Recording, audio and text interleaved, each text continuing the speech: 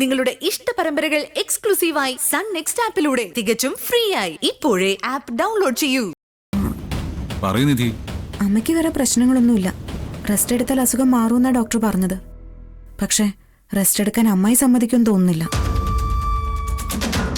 അമ്മയെ ജോലി ചെയ്യാൻ കിട്ടില്ല എന്ന് മനസ്സിലായപ്പോ ഏതോ ബന്ധുവീട്ടിൽ പോവാനായിരുന്നു അമ്മായിയുടെ പ്ലാൻ. ഞാൻ ശരിക്കൊന്ന് വിരട്ടിപ്പോ ഒതുങ്ങി. എങ്കിലും അമ്മായി ഒരു ജോലിയും ചെയ്യുമെന്ന് എനിക്ക് തോന്നുന്നില്ല. വീട്ടുജോലികൾ അമ്മയ്ക്കും നിഖിലിനും തന്നെ ചെയ്യേണ്ടി വരും. നിഖിലിനാണെങ്കിൽ എക്സാം അടുത്ത് വരിക. ഇതൊക്കെയാണ് എന്റെ വീട്ടിലെ വിശേഷങ്ങൾ. ഇനി ഞാൻ നമ്മുടെ വീട്ടിലെ അവസ്ഥ പറയാം. ചന്ദ്രകാന്റിയുടെ കൂടെ നീ പോയതിനു ശേഷം അമ്മ വലിയ ഷോ ആയിരുന്നു. സൂയിസൈഡ് ചെയ്യുന്നൊക്കെയായിരുന്നു ഭീഷണി. ഓ പിന്നെ സൂയിസൈഡ്. ജീവിതത്തോട് അവരെ പോലെ ആർത്തി ആക്രാന്തമുള്ള വേറൊരാൾ കാണില്ല. ഒരിക്കലും ആന്റി സൂയിസൈഡ് ചെയ്യില്ല.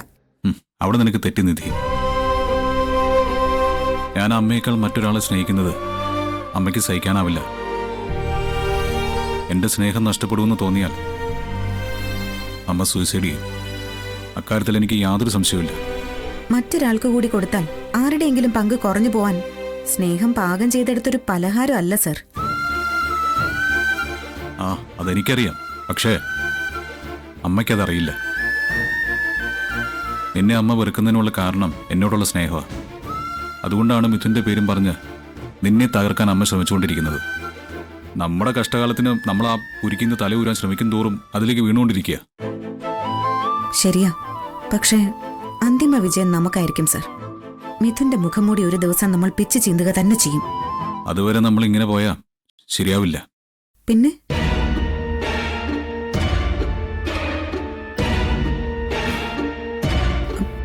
പറയൂ സർ, നമ്മൾ എന്ത് ചെയ്യണം?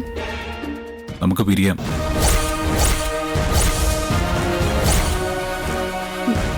സർ സർ എന്താ പറഞ്ഞ? പിരിയാന്നോ?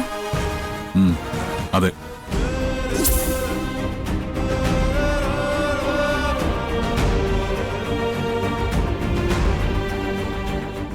നീ പേടിച്ചു പോയോ? ഞാൻ ഉദ്ദേശിച്ചതേ ഒരു ഡ്രാമയാ. അമ്മയുടെ മറ്റുള്ളവരുടെ മുമ്പിൽ നമ്മൾ വഴക്കിട്ട് പിരിയാണെന്ന് അഭിനയിക്കുന്നു. പക്ഷേ നമ്മൾ ഇനിയൊന്നും ഒന്നായിരിക്കുകയും ചെയ്യും. നേരം പോക്കിന് വേണ്ടി പോലും പിരിയാണെന്നൊന്നും പറയരുത് സർ. എനിക്ക് സഹിക്കില്ല. എന്തിനു വേണ്ടി നമ്മൾ അകലുന്നതായി നാടകം കളിക്കണം? നമ്മുടെ രണ്ടുപേരുടെയും നല്ലതിനു വേണ്ടിയാ ഈ നാടകം.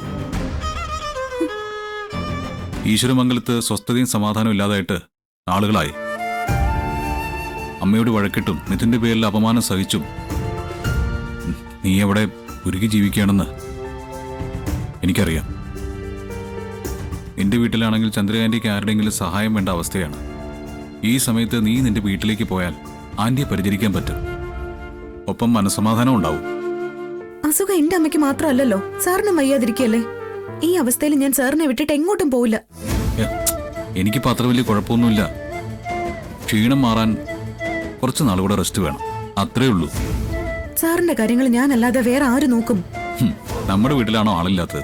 പാറുവും പ്രണവും യാമിനിയും അച്ഛനൊക്കെ അവിടെ ഇല്ലേ? അവരൊക്കെ നോക്കിയാൽ ഞാൻ നോക്കുന്നത് പോലൊന്നും ആവില്ലല്ലോ. അത് ഞാനും സമ്മതിക്കുന്നു. നിനക്ക് തുല്യം നീ മാത്രമേ ഉള്ളൂ. പക്ഷേ ഇത്തിരി ബുദ്ധിമുട്ട് നമ്മൾ സഹിക്കാൻ തയ്യാറായ അതുകൊണ്ട് ചില നേട്ടങ്ങൾ ഉണ്ടാക്കാൻ സാധിക്കും. നമ്മൾ പിണക്കത്തിലാണെന്ന് വരുത്തി തീർത്താൽ ഈ ഗെയിം ജയിച്ചെന്ന് മിഥുൻ കരുതും. കൂടുതൽ കോൺഫിഡൻസോടെ അവൻ നിന്നെ സ്വന്തമാക്കാൻ ഇറങ്ങും. അവനെക്കുറിച്ച് കൂടുതൽ അന്വേഷിക്കാൻ എനിക്ക് സാവകാശവും കിട്ടും. 3 തവണ അവൻ എന്നെ ഇല്ലാതാക്കാൻ ശ്രമിച്ച കാര്യം ഞാൻ നിന്നോട് പറഞ്ഞില്ലേ? അവന് പിന്നിൽ ആരാണെന്ന് എനിക്കറിയണം. മിഥുനെ ഇപ്പൊ രംഗത്തിറക്കിയത് വസുന്ധരാന്റിയാണെന്നുള്ള കാര്യത്തിൽ എനിക്ക് യാതൊരു സംശയവുമില്ല. അമ്മ എന്നെ കൊല്ലാൻ അവന് കൊട്ടേഷൻ കൊടുക്കുമെന്ന് നിനക്ക് തോന്നുന്നുണ്ടോ? അവന്റെ വരവിന് പിന്നിൽ ദുരൂഹതകളുണ്ട്. എന്നെ തകർക്കാൻ അവന് കൊട്ടേഷൻ കൊടുത്തത് ആരാണെന്ന് കണ്ടുപിടിച്ചേ പറ്റൂ.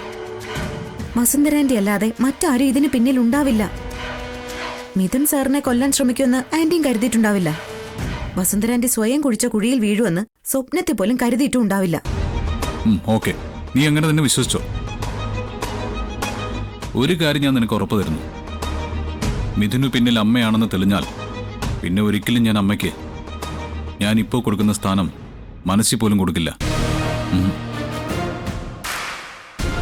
നിന്റെ സമാധാനത്തിനും മിഥുന്റെ തനിനിറം പുറത്തു കൊണ്ടുവരാനും വേണ്ടി നീ ഈ നാടകത്തിന് സമ്മതിക്കണം നിധി. ഒന്നാലോചിച്ചാൽ ഞാൻ ഈ പറയുന്നത് ശരിയാണെന്ന് നിനക്ക് ബോധ്യമാവും.